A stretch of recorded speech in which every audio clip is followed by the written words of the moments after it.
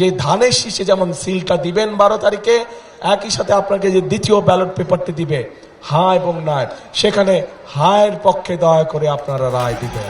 হঠাৎ তারেক রহমান ঘটা করে হ্যাঁ ভোট চাইলেন কেন?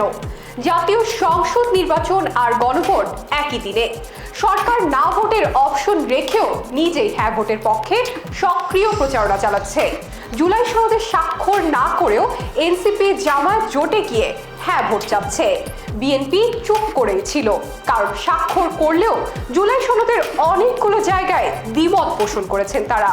নায়ের পক্ষেই বিএনপি থাকবে বলে ধরে নেওয়া হচ্ছিল, কিন্তু নির্বাচনী প্রচারণার মাঝখানে হঠাৎই হ্যাঁ ভোট চাইলেন তারেক রহমান। সেখানে হায়ের পক্ষে দয়া করে আপনারা রায় দিবেন। কিন্তু কেন? এ ব্যাপারে রাজনীতির হিসাব থেকে কয়েকটি বিষয় সামনে এসেছে। প্রথমত, দলকে দৃশ্যমান এবং সক্রিয় দেখানো। বিএনপি দীর্ঘদিন ক্ষমতার বাইরে, তারেক রহমানও সরাসরি মাঠের রাজনীতিতে অনুপস্থিত। এমন সময় প্রকাশ্যে হ্যাঁ ভোট চাওয়া মানে এটা বোঝানো যে আমি এখনো রাজনীতির কেন্দ্রেই আছি, সিদ্ধান্ত দিচ্ছি, নেতৃত্ব দিচ্ছি।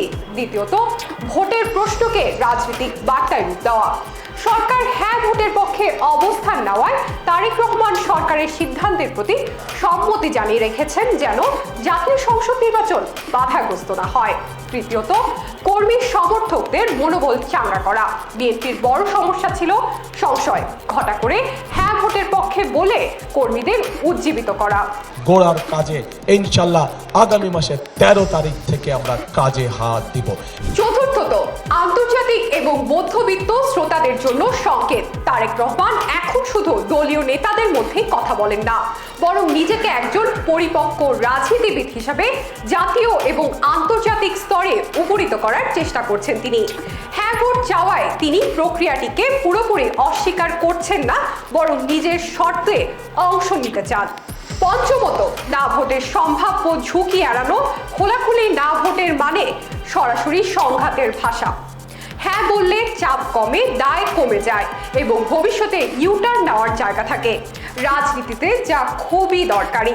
তাই বলা যায় এটি আদর্শিক আবেগ নয়, বরং ক্যালকুলেটেড রাজনৈতিক পদক্ষেপ, যেন নির্বাচন নিয়ে কোনো অনিশ্চয়তা না থাকে। নিজের অস্তিত্ব, দলের গতি এবং ভবিষ্যৎ দর কষাকষির জায়গা বাঁচিয়ে রাখার চেষ্টা বলা যেতে পারে। সেখানে হায়ের পক্ষে দয়া করে আপনারা রায় দিবেন। Shiny Alam Chowdhury, Dhaka journal.